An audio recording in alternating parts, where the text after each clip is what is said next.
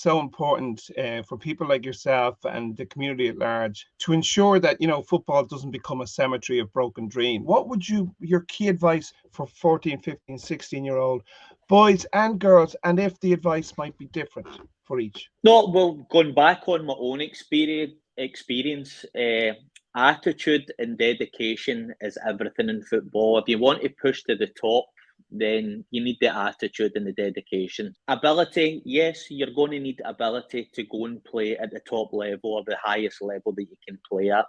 So if you want to push to the top level or whatever it may be, you need to put that in. You're only going to get out of this what you put into it.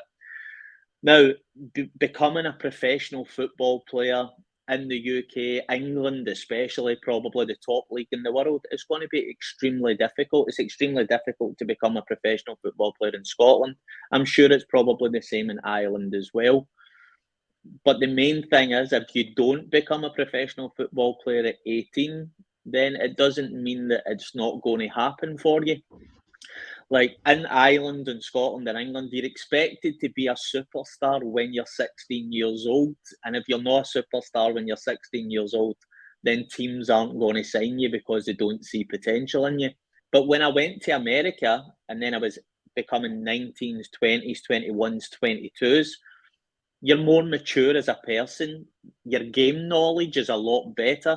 You become a better player playing in that environment. And in America, you don't normally become a professional player until you're 21, 22, because a lot of the American professional clubs will actually want you to graduate from university first to have that bit of paper in your hand.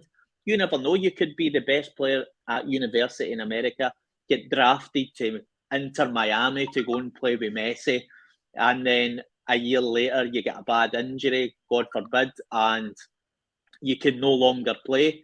But at least you know you've got that bachelor's degree at your back where you can say, well, I worked hard to get that at the same time as playing my football, so I can go and get a job in the field that I studied towards.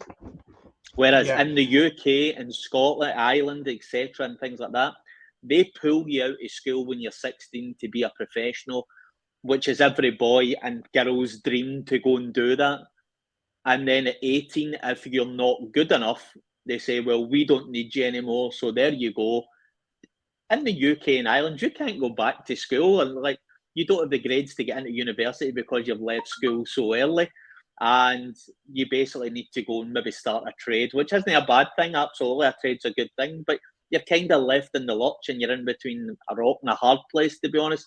Whereas America's given you the opportunity to then continue on with a full-time football career for the next 4 years, as well as studying a field that you're interested in to hopefully get a job after those 4 years as well.